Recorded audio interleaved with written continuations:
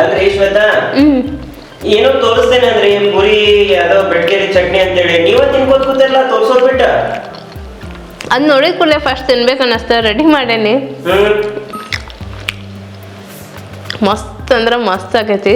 ಮಾತಾಡಕ್ ಸೈತಿ ಒಂದೊಂದು ತಾಸು ತಗೊಳತ್ತ ನೋಡ್ರಿ ಟೈಮ್. ಕರೆನ ಇದು ಫುಲ್ ಹೋಟೆಲ್ ಒಳಗೆ ಮಾಡಿರ್ತಾರಲ್ಲ ಪೂರಿ, ಆ ರೀತಿ ಪೂರಿ. ಆಮೇಲೆ ಬೆಟ್ಗೇರಿ ಚಟ್ನಿ ಮಾಡಿ ತೋರ್ಸೇನೆ ನಾನು. ಸೊ ಅದ ನೀವು ವಿಡಿಯೋ ನೋಡ್ಬೇಕಂದ್ರೆ ಯಾರು ಎಲ್ಲೂ ಸ್ಕಿಪ್ ಮಾಡಕ್ಕೆ ಹೋಗ್ಬೇಡ್ರಿ. ಯಾಕಂದ್ರೆ ಈ ರೀತಿ ರೆಸಿಪಿ ನಿಮ್ಗೆ ಬೇಕಂತಂದ್ರೆ ಬೆಟ್ಗೇರಿ ಒಳಗೆ ಮಾತ್ರ ಸಿಗ್ತೈತಿ. ಅದನ್ನು ನಾನು ಇವತ್ತು ರೀಕ್ರಿಯೇಟ್ ಮಾಡೇನಿ. ಯಾಕಂದ್ರೆ ನಮ್ಮ ಅಜ್ಜಿ ಊರಿಗೆ ಹೋದಾಗದ ಅವ್ರು ನನಗೆ ಮಾಡಿಕೊಡ್ತಿದ್ರು. ಸೊ ಹಂಗಾಗಿ ಇವತ್ತು ಅದನ್ನು ತೋರ್ಸಾತೇನಿ. ಬರ್ರಿ, ಹೆಂಗಿತ್ತಂದ್ರೆ ಯಾಕೆ ತಡ ಮಾಡೋದು, ತಿಂದು ಸ್ಟಾರ್ಟ್ ಮಾಡ್ತೀನಿ. ಬರ್ರಿ ಹೆಂಗ್ ಮಾಡೋದು ಹೇಳ್ಕೊಡ್ತೇನೆ ನಿಮ್ಗೂ. ಸೊ ಆಲ್ರೆಡಿ ನೀವು ರೀಕ್ರಿಯೇಟ್ ಮಾಡ್ತೇನೆ ಅಂದ್ರೆ ಈಗ ಹೆಂಗ್ ಮಾಡ್ಯಾರ ಅಂತ ತೋರ್ಸೋದು ಆಲ್ರೆಡಿ. ಎಸ್, ರೆಡಿ ಮಾಡಿಟ್ಟೇನಿ, ತಿನ್ನತೇನಿ ಬಯಕೆ.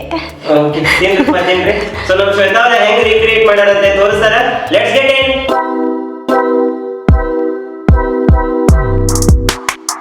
ಫಸ್ಟಿಗೆ ನೋಡ್ರಿ, ನಾವೀಗ ಪೂರಿ ಮಾಡಾಕ ಹಿಟ್ಟನ್ನು ನಾದಿಟ್ಕೊಳ್ಳೋಣ. ಯಾಕಂದ್ರೆ ಅದು ಒಂದು ಅರ್ಧ ತಾಸರ ನೆನಿಬೇಕು. ನೆನೆದ್ರ ಪೂರಿ ಉಬ್ಬಿ ಬರ್ತಾವ. ಸೊ ಈಗ ಪೂರಿ ಹಿಟ್ಟನ್ನು ನಾದ್ಕೊಳಕ ಫಸ್ಟಿಗೆ ನಾನೊಂದಿಲ್ಲೇ ಬಾಂಡಿನ ಇಟ್ಕೊಂಡೇನಿ. ಈಗ ಅದ್ರೊಳಗೆ 1 ಕಪ್ನಷ್ಟ ಮೈದಾ ಹಿಟ್ಟನ್ನು ಹಾಕೊಳಕತ್ತೇನಿ. ನೆಕ್ಸ್ಟ್ ಚಿರೋಟಿ ರವಾನ ಹಾಕೊಳಕತ್ತೇನಿ. ಇದು ಒಂದು ಅರ್ಧ ಕಪ್ನಷ್ಟ. ಚಿರೋಟಿ ರವೆ ಯಾಕೆ ಹಾಕೊಳತ್ತೇನಪ್ಪ ಅಂದ್ರೆ ಅದು ಪೂರಿ ಫ್ಲಫಿನೆಸ್ ಮತ್ತು ಉಬ್ಬಿ ಬರ್ತಾವ, ಕ್ರಿಸ್ಪಿನೆಸ್ ಇರ್ತೈತಿ, ಸಾಫ್ಟ್ನೆಸ್ ಇರ್ತೈತಿ. ಸೊ ಎಲ್ಲ ಮಿಕ್ಸ್ ಹೆಂಗೆ ಹೋಟೆಲ್ ಒಳಗೆ ಸಿಗ್ತೈತಲ್ರಿ, ಅದೇ ರೀತಿ ನಿಮ್ಗೆ ಟೇಸ್ಟನ್ನು ಕೊಡ್ತೈತಿ. ಈಗ ಇದನ್ನು ಇವೆರಡನ್ನು ಮಿಕ್ಸ್ ಮಾಡ್ಕೊಳ್ಳೋಣ ರಾನ. ನೋಡ್ರಿ, ಈಗ ಹಿಟ್ಟು ಮತ್ತು ರವೆ ಮಿಕ್ಸ್ ಆಗೈತಿ. ನೀವು ಬೇಕಂದ್ರೆ ಮೈದಾ ಹಿಟ್ಟರ ಬದಲಿ ನೀವು ಚಪಾತಿ ಹಿಟ್ಟನ್ನು ಸಹಿತ ಯೂಸ್ ಮಾಡ್ಕೋಬೋದು. ನಾನಿಲ್ಲೇ ಮೈದಾ ಹಿಟ್ಟನ್ನು ತೊಗೊಂಡೇನಿ. ಈಗ ಇದಕ್ಕೆ ಒಂದು ಅರ್ಧ ಚಮಚದಷ್ಟು ಉಪ್ಪನ್ನು ಹಾಕೊಳಕತ್ತೇನಿ. ಒಂದು ಅರ್ಧ ಚಮಚದಷ್ಟು ಸಕ್ಕರೆ ಹಾಕೊಳಕತ್ತೇನಿ. ಮತ್ತೀಗ ಇದನ್ನು ಮಿಕ್ಸ್ ಮಾಡ್ಕೊಳ್ಳೋಣಂತ. ಅದಾದಮೇಲೆ 1 ಟೇಬಲ್ ಸ್ಪೂನ್ ಅಷ್ಟು ಎಣ್ಣೆ ಹಾಕೊಳಕತ್ತೇನೆ ನಾನು. ಈಗ ಇದನ್ನು ಮಿಕ್ಸ್ ಮಾಡ್ಕೋತ ನೀರನ್ನು ಹಾಕ್ಕೊಂಡು ನಾದ್ಕೊಳ್ಳೋಣ. ನೀರು ಕನ್ಸಿಸ್ಟೆನ್ಸಿ ಹೆಂಗೆ ಬೇಕಪ್ಪ ಅಂದ್ರೆ ಇದು ಪೂರ್ತಿ ಗಟ್ಟಿಯಾಗಿರ್ಬೇಕು. ಹಿಟ್ಟು ಭಾಳ ಮೆತ್ತಗೆ ನಾದಕ್ಕೆ ಹೋಗ್ಬೇಡ್ರಿ. ಗಟ್ಟಿ ಇತ್ತಂದ್ರೆ ಪೂರಿ ಚಲೋ ಬರ್ತಾವೆ. ಈಗ ನೋಡ್ರಿ, ಇದು ಇನ್ನೂ ಪೂರಿ ಹಿಟ್ಟನ್ನು ನಾದ್ಕೋಬೇಕು. ಇನ್ನೊಂದು ಸ್ವಲ್ಪ ನೀರು ಬೇಕಾಕೈತಿ. ಈಗ ಇದಕ್ಕೆ ನಾನು ನೀರು ಬದಲಿ ಒಂದು ಬೇರೆ ಇಂಗ್ರೀಡಿಯೆಂಟ್ನ ಹಾಕಾತೇನಿ. ಅದು ಏನಪ್ಪ ಅಂದ್ರೆ ಹಾಲು. ಇದು ಒಂದು ಬೆಸ್ಟ್ ಟಿಪ್ಸ್ ಅಂತಲೇ ಹೇಳ್ಬೋದು ನಿಮ್ಗೆ. ಪೂರಿ ಮಾಡೋಕೆ ಅಥವಾ ಚಪಾತಿ ಮಾಡೋ ಮುಂದೆ ಸಹಿತ ನೀವು ಹಾಲನ್ನು ಹಾಕೋಬೋದು. ಇಷ್ಟು ಮೆತ್ತಗೆ ಬರ್ತಾವಲ್ಲ ಚಪಾತಿ ಅಥವಾ ಪೂರಿ, ಭಾಳ ಅಂದ್ರೆ ಭಾಳ ಚಲೋ ಬರ್ತಾವೆ. ಮೇಲ್ಗಡೆಯಿಂದ ಅದು ಹಿಂಗೆ ಫುಲ್ ಉಬ್ಬಿರ್ತೈತಿ, ಒಳಗಡೆ ಎಲ್ಲ ಹಿಂಗೆ ಮೆತ್ತಗೆ ಇರ್ತೈತಿ. ಟೇಸ್ಟು ಅಷ್ಟು ಸಹಿತ ಭಾರಿ ಅಂದ್ರೆ ಭಾರಿ ಅಕ್ಕವ. ಸೊ ಇದಕ್ಕೆ ಒಂದು 2 ರಿಂದ 3 ಟೇಬಲ್ ಸ್ಪೂನ್ ಅಷ್ಟು ಹಾಲನ್ನು ಹಾಕ್ಕೊಂಡು ಈಗ ನಾದ್ಕೊಳಕತ್ತೆ ನಾನು. ಒಬ್ಬೊಬ್ಬರು ನೀರು ಬದಲಿ ಹಾಲನ್ನು ಹಾಕಿ ನಾದ್ಕೊಡ್ತಿರ್ತಾರೆ. ಅವು ಟೇಸ್ಟ್ ಭಾರಿ ಆಗಿರ್ತಾವೆ. ನಾವು ಎಲ್ಲರ ಟ್ರಿಪ್ಪಿಗೆ ಅದು ಹೋಗೋ ಮುಂದೆ ನಮ್ಮ ಅತ್ತೀರ ಹಾಲಿನಾಗ ಚಪಾತಿ ಹಿಟ್ಟನ್ನು ನಾದಿ ಮಾಡಿ ಕಟ್ಟಿರ್ತಾರೆ. ಒಂದ್ಸಲ ಟ್ರೈ ಮಾಡಿ ನೋಡ್ರಿ, ಹೆಂಗಿರ್ತೈತೆ ಟೇಸ್ಟ್ ಅನ್ನೋ ನಿಮ್ಗೆ ಗೊತ್ತಾಕೈತಿ. ಓಕೆ, ಇದು ನೋಡ್ರಿ, ನಮ್ಮ ಪೂರಿ ಹಿಟ್ಟು ರೆಡಿ ಆಗೈತಿ. ಈಗ ಇದಕ್ಕೆ ಪ್ಲೇಟನ್ನು ಮುಚ್ಚಿ ಸೈಡಿಗೆ ಎತ್ತಿಟ್ಬಿಡೋಣ. ಇದು ಒಂದು ಅರ್ಧ ತಾಸು ಇದನ್ನು ರೆಸ್ಟ್ ಮಾಡಕ್ಕೆ ಬಿಡೋಣ.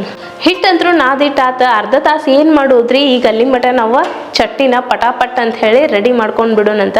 ಭಾಳ ಸಿಂಪಲ್ಲಾಗಿ ಇದು 5 ನಿಮಿಷ ಒಳಗೆ ಚಟ್ನಿ ರೆಡಿ ಆಕೈತಿ. ಭಾಳ ಏನು ಇಂಗ್ರೀಡಿಯೆಂಟ್ಸು ಇಲ್ಲ, ಕೆಲವೊಂದಿಷ್ಟು ಇಂಗ್ರೀಡಿಯೆಂಟ್ಸ್ಗಳು ಅಷ್ಟೇ ಅದಾವೆ. ಬರ್ರಿ ಬೆಟಗೇರಿ ಚಟ್ನಿ ಹೆಂಗೆ ಮಾಡೋದು ಅಂತ ಹೇಳಿ ನಾನು ನಿಮ್ಗೆ ಇವತ್ತು ತೋರಿಸ್ತೀನಿ. ಫಸ್ಟಿಗೆ ಗ್ಯಾಸ್ ಸ್ಟವ್ನ ಆನ್ ಮಾಡಿಕೊಂಡು ಗ್ಯಾಸ್ ಮೇಲೆ ಒಂದು ಕಡಾಯಿನ ಇಟ್ಕೊಂಡೇನಿ. ಈಗ ಅದ್ರೊಳಗೆ ಒಂದು 2 ರಿಂದ 3 ಟೇಬಲ್ ಸ್ಪೂನ್ ಅಷ್ಟು ಎಣ್ಣೆ ಹಾಕ್ಕೊಳ್ಳೋಣಂತ. ಎಣ್ಣೆ ಒಂದು ಸ್ವಲ್ಪ ಬಿಸಿ ಆಗಲಿ. ನೋಡ್ರಿ, ಈಗ ಎಣ್ಣೆ ಬಿಸಿ ಆಗೈತಿ. 1 ಟೇಬಲ್ ಸ್ಪೂನ್ ಅಷ್ಟು ಸಾಸಿವೆ ಹಾಕ್ಕೊಳಕತ್ತೇನಿ. 1 ಟೇಬಲ್ ಸ್ಪೂನ್ ಅಷ್ಟು ಜೀರಿಗೆ ಹಾಕ್ಕೊಳಕತ್ತೇನಿ. ಒಂದು 8 ರಿಂದ 10 ಎಲೆ ಕರಿಬೇವನ್ನು ಹಾಕ್ಕೊಳಕತ್ತೇನಿ. ಈಗ ಇದೊಂದು ಸ್ವಲ್ಪ ಚಟಪಟ ಅಂತ ಸಿಡಿಲಿ, ಅಲ್ಲಿವರೆಗೂ ಒಂದು ಸ್ವಲ್ಪ ಮಿಕ್ಸ್ ಮಾಡ್ಕೊಳ್ಳೋಣಂತ. ನೋಡ್ರಿ, ಈಗ ಇವು ಸಾಸಿವೆ, ಜೀರಿಗೆ, ಕರಿಬೇವು ಎಲ್ಲ ಮಿಕ್ಸ್ ಆಗೈತಿ ಮತ್ತು ಚಟಪಟ ಅಂತ ಹೇಳಿ ಸಿಡ್ದವು. ಈಗ ಇದಕ್ಕೆ ಒಂದು 4 ರಿಂದ 5 ಹಸಿಮೆಣ್ಸಿನ್ಕಾಯಿನ ಸಣ್ಣಗೆ ಕಟ್ ಮಾಡಿ ಇಟ್ಕೊಂಡಿದ್ದೆ ನಾನು. ಅದನ್ನು ಸಹಿತ ಹಾಕ್ಕೊಂಡು ಈಗ ಫ್ರೈ ಮಾಡ್ಕೊಳ್ಳೋಣಂತ. ಯಾಕಂದರೆ ಎಣ್ಣೆ ಒಳಗೆ ಮೆಣಸಿನ್ಕಾಯಿ ಹಾಕೋದ್ರಿಂದ ಅದರದ್ದು ಖಾರ ಸ್ವಲ್ಪ ಕಡಿಮೆ ಆಕೈತೆ ಅನ್ನೋ ಉದ್ದೇಶಕ್ಕೆ ನಾನು ಎಣ್ಣೆ ಒಳಗೆ ಹಾಕ್ಕೊಳತ್ತೇನೆ. ಈಗ ನೋಡ್ರಿ, ಇಷ್ಟು ಫ್ರೈ ಆಗ್ಯಾವ.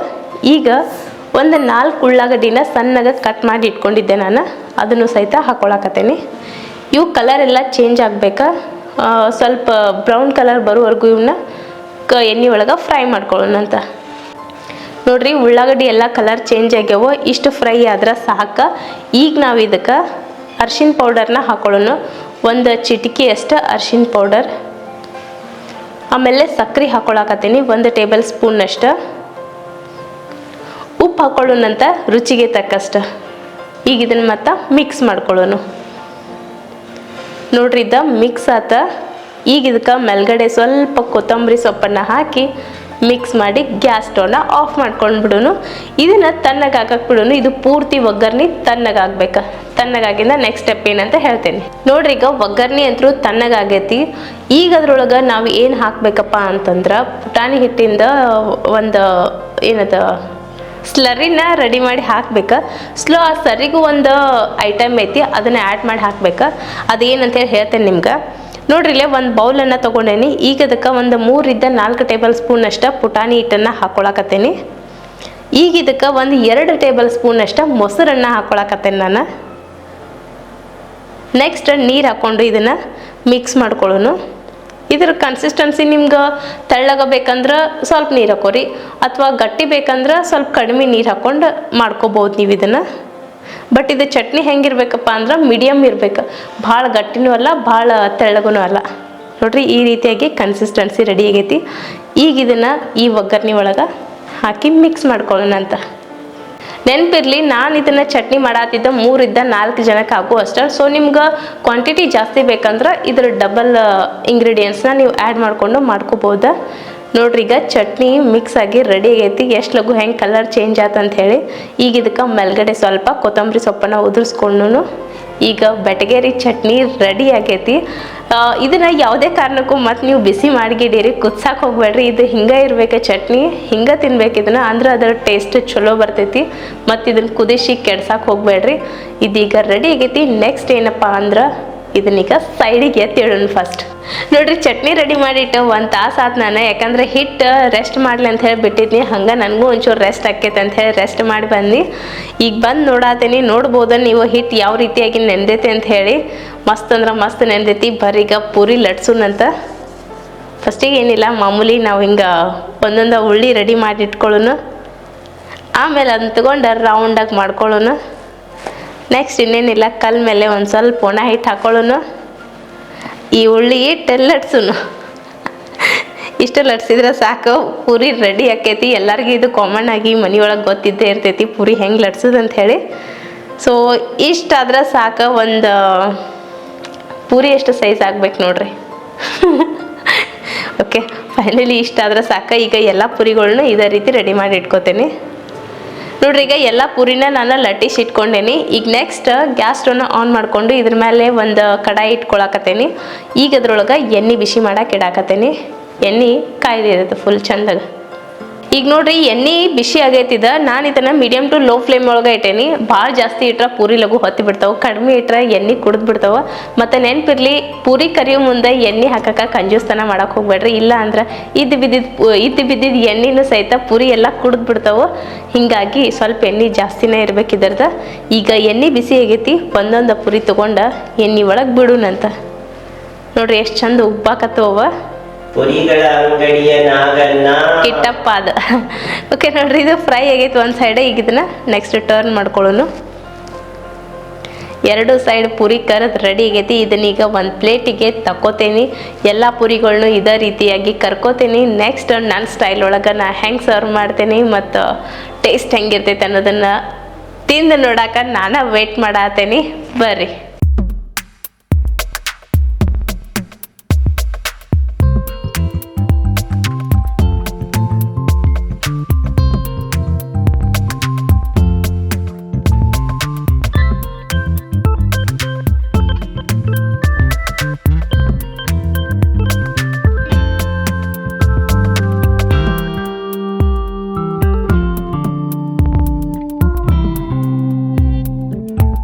ಬಿಸಿ ಬಿಸಿ ಪೂರಿ ಮತ್ತು ಚಟ್ನಿ ಅಂತೂ ರೆಡಿ ಐತಿ. ಇನ್ಯಾಕೆ ತಡ ಮಾಡೋದು, ಬರೀಗ ತಿಂದು ಟೇಸ್ಟ್ ಮಾಡೋಣಂತ.